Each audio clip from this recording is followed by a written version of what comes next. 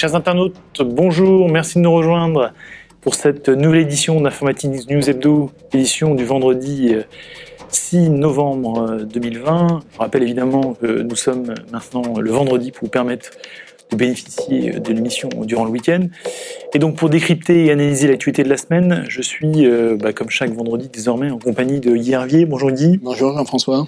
Alors Guy, cette semaine on commence par, j'allais dire du lourd, comme on dit chez les plus jeunes, puisque on parle d'une offre cloud PC, mais cette fois-ci directement opérée par Microsoft.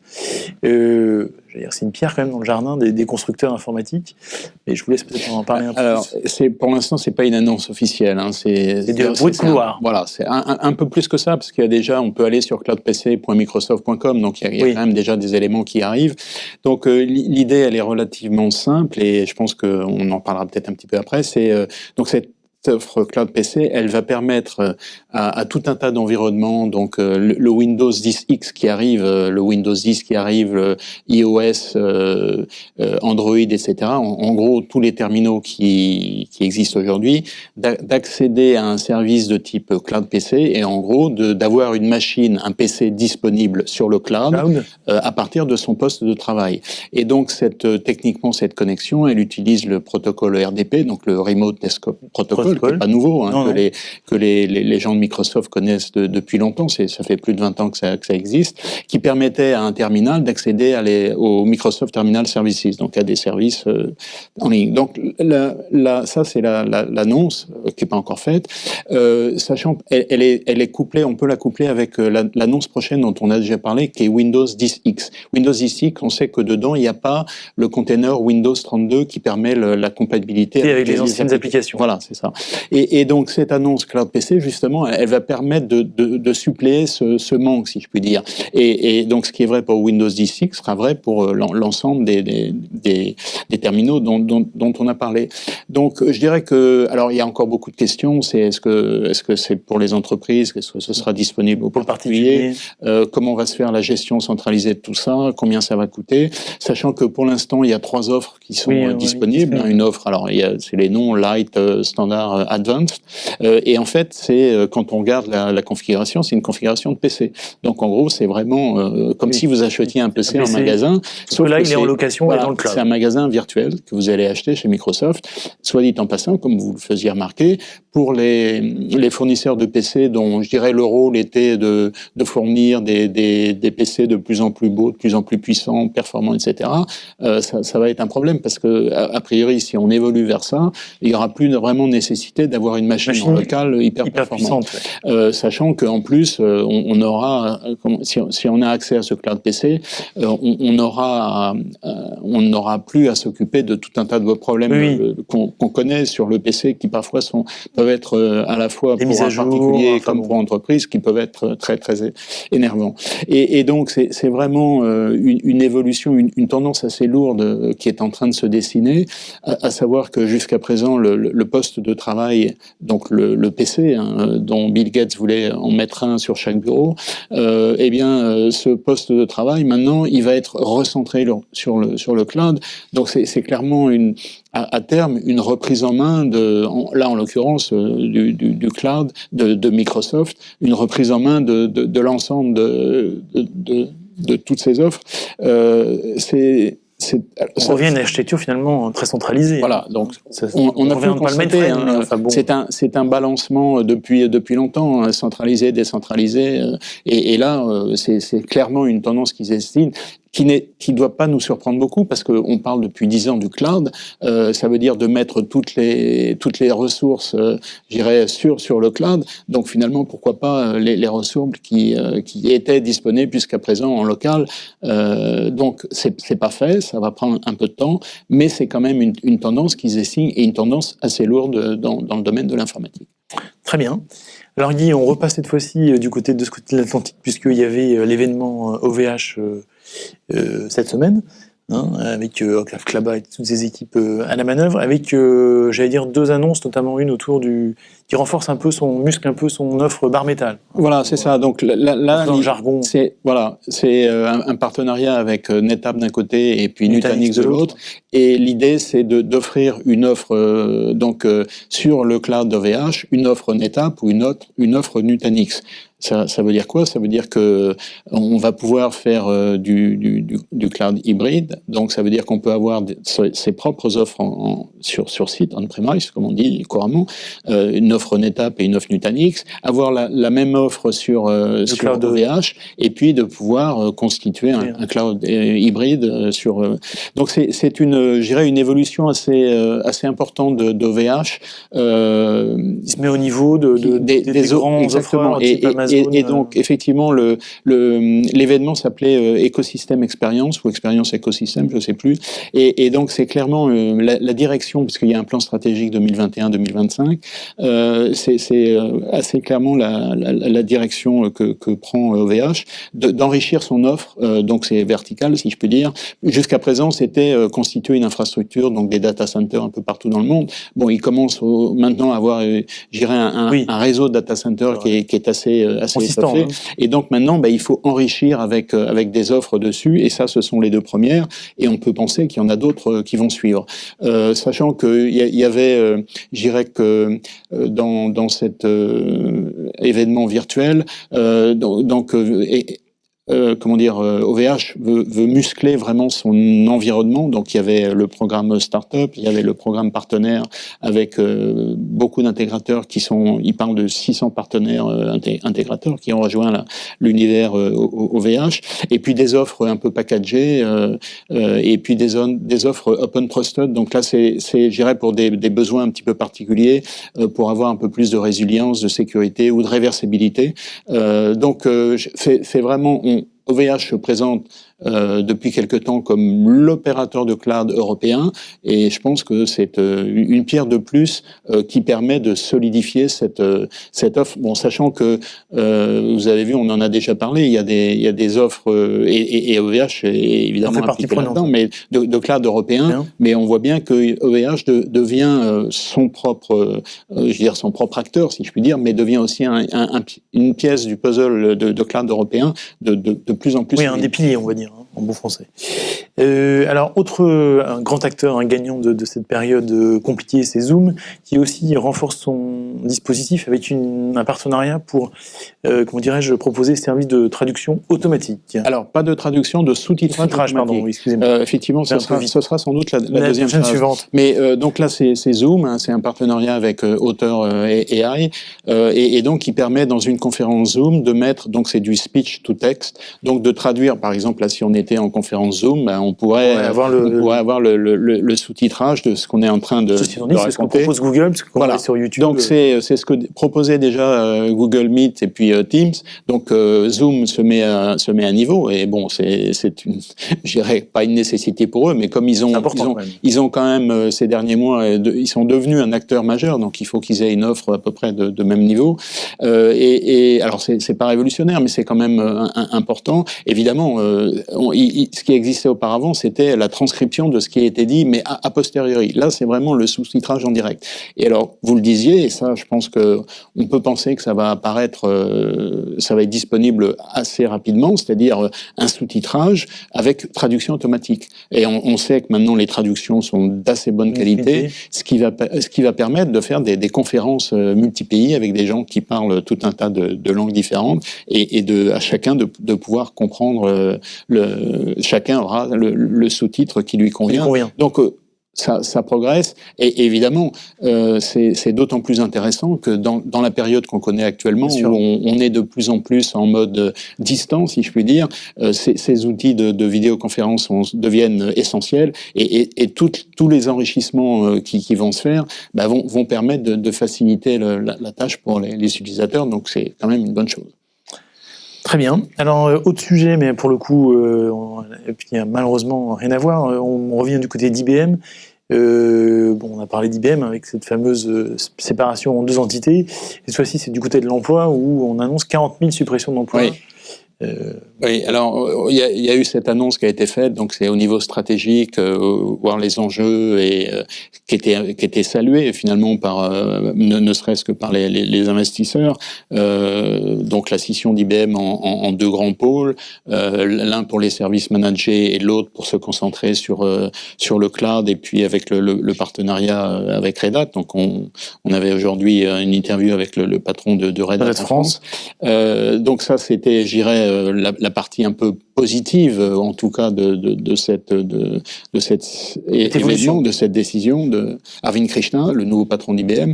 Et puis là maintenant, évidemment, on arrive à la deuxième partie douloureuse, comme vous dites. Donc l'annonce n'est pas encore officielle, mais en tout cas, c'est la presse allemande en particulier qui parlait de 30 à 40 000 suppressions d'emplois, dont éventuellement 10 000 en Europe. Oui. Pour l'Allemagne, on parle de 2300. Donc si vous rapportez la France par rapport à l'Allemagne, la France est un peu plus petite que l'Allemagne. IBM France est un peu plus petit qu'IBM en Allemagne.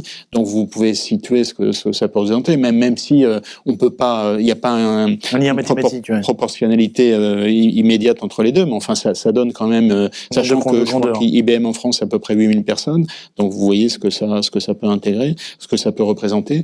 Donc bon, ça c'est évidemment c'est l'aspect négatif de ces annonces, surtout en cette période qui est assez difficile. Ces 40 000 personnes qui vont être dans la nature et qui auront peut-être un peu de difficulté à trouver des emplois. Très bien. Alors, d'ailleurs, on en reparlera dans notre dossier de la semaine. En attendant, on revient sur, on a évoqué le sujet, la croissance du cloud, avec encore des chiffres, j'allais dire, ébouriffants. Oui, ébouriffants, c'est le mot.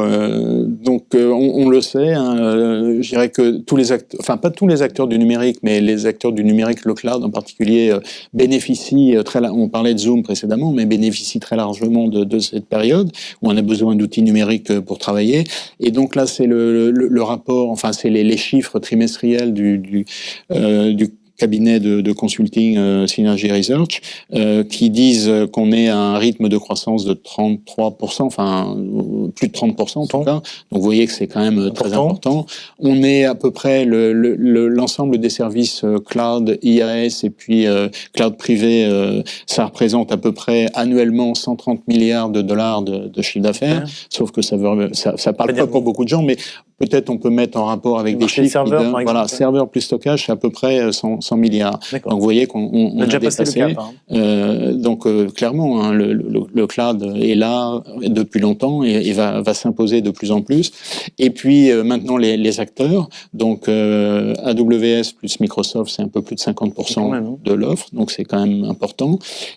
On avait parlé ces derniers temps de l'arrivée de Alibaba, comme alors un peu derrière Google, puisque Google a une période un petit peu en demi-teinte ces derniers temps. Donc Alibaba arrive en numéro 4, et puis maintenant c'est Tencent qui arrive aussi comme donc les opérateurs chinois qui, alors évidemment ils ont leur marché intérieur qui est très important, mais qui leur permet de se déployer à l'international. Ce qui était le cas des États-Unis, entre parenthèses. Hein, c'est ce qui leur a permis. Et donc après, il y a les acteurs. Alors, c'est désigné comme acteurs de niche importants dans lesquels il y a IBM, Salesforce, Oracle, NTT. Donc vous voyez que le marché la hiérarchie traditionnelle se dessiner. Bon, mais en tout cas, ce qui est important à retenir, c'est le cloud à le vent en poupe, c'est indiscutable. Et le duopole, on va dire. Et le duopole qui est en train de s'imposer de plus en plus, sachant que, par exemple, ce duopole, c'était lui qui était en course pour le fameux contrat avec le Pentagone américain. Donc, ceci explique cela, ou l'inverse, si je puis dire. Alors Guy, on a parlé donc à l'occasion des prochains licenciements attendus d'IBM du marché de l'emploi. Une étude récente de ACE en France et au Luxembourg fait un peu le point sur le marché local. Où est-ce qu'on en est dans cette période un peu compliquée, forcément? Je dirais que ça surprendra personne, enfin en tout cas presque personne. Le marché de l'emploi dans le domaine du numérique se porte plutôt bien. Alors si on regarde les rémunérations, on va pas donner des chiffres parce que c'est des chiffres moyens et donc après il faut rentrer un peu dans le détail. Donc si on dit que un développeur gagne 60 000 euros par an, finalement ça avance pas grand monde parce qu'il faut savoir est-ce qu'il est jeune diplômé ou est-ce qu'il a déjà 5 ans. Donc on va pas donner de chiffres. Ce qu'on peut dire, c'est que les informaticiens ils sont assez confiants puisque 70% pensent que leur revenu va rester stable et 20%, donc stable dans l'année qui vient, à relativement court terme, et 20% pensent qu'il va augmenter. Donc vous voyez que je dirais que l'état d'esprit est assez confiant. Ça, c'est la première chose. Et maintenant, quels sont les profils qui sont recherchés? Donc, il y a ce qu'on appelle, alors en français, c'est ce qu'ils appellent les développeurs full stack. Donc, en gros, c'est un peu des généralistes du développement qui sont capables d'intervenir sur l'ensemble de la pile logicielle, de l'OS jusqu'aux applications. Alors, on peut dire c'est des généralistes ou des multispécialistes. Ça dépend un peu comment on présente les choses. Il y a tous les gens dans le domaine du big data. Donc, ça continue. Ça reste encore. Et puis, il y a un troisième pôle qui est très important, c'est tout ce qui concerne la cybersécurité. Donc, ça va pas baisser. Et ça va pas baisser. La sécurité, on en parle tout le temps. Et si on parle de tous ces problèmes de sécurité, ça veut bien dire qu'il faut en face des gens qui soient capables de régler les problèmes.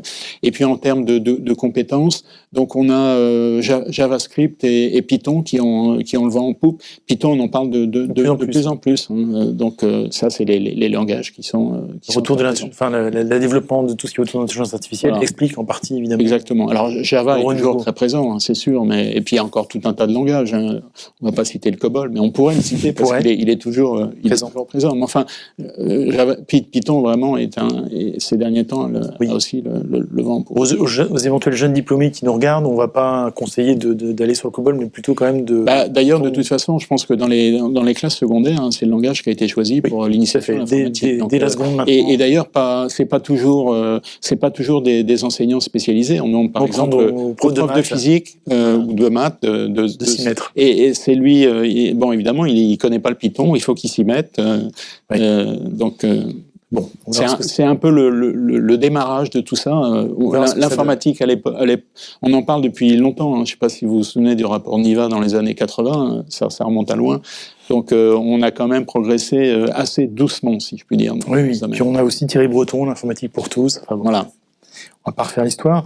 Alors justement, à propos d'histoire et d'évolution sur les événements des semaines à venir, une rumeur, à savoir que la 5G, maintenant que les fréquences ont été attribuées, c'est pour bientôt. Alors, je crois que c'est plus qu'une rumeur. C'est l'ARCEP qui l'a annoncé ce sera disponible le 18 novembre.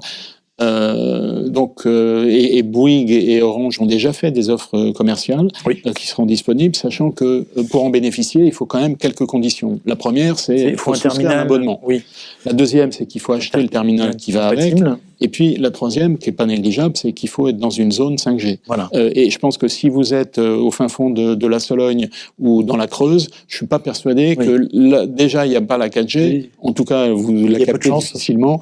La 5G, oubliez tout de suite. Donc évidemment, si vous habitez à Saint-Germain-des-Prés, peut-être que la 5G sera disponible. Tout près du siège d'Orange. Exactement. Ça devrait être faut peut-être pas se précipiter non plus là-dessus. Faut peut-être attendre un petit peu que les choses se décantent et que les offres s'enrichissent, que la couverture de la 5G se déploie de manière un peu plus importante sur le territoire français. Suite dans une prochaine émission. Et puis Guy, pour finir, un coup de gueule, on va dire, plutôt, oui.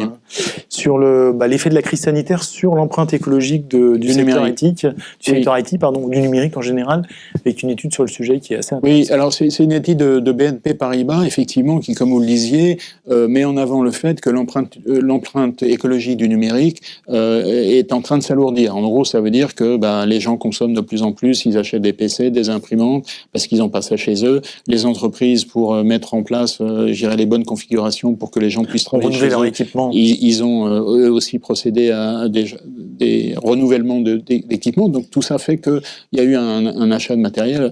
Mais je pense que ça, c'est voir les choses de manière à court terme. Et puis peut-être un peu le petit bout de la lorgnette, c'est-à-dire qu'il faut voir ça dans un ensemble beaucoup plus large. À commencer par les transports. Si les gens travaillent chez eux, ils vont pas utiliser. Alors il y a les transports publics. Bon, eux, ils continuent à tourner, qu'ils soient vides ou pleins, ça change pas grand-chose, mais ils vont peut-être prendre moins leur voiture.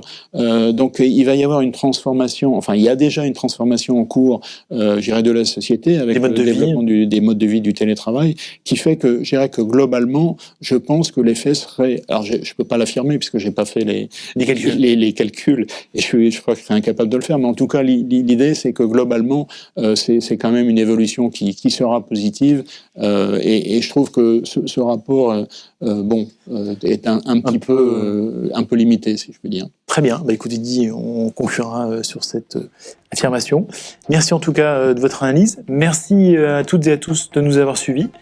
Je vous souhaite un très beau week-end, une très belle semaine et je vous propose de nous retrouver la semaine prochaine pour une nouvelle édition d'Informatique News Hebdo. À très bientôt. Merci.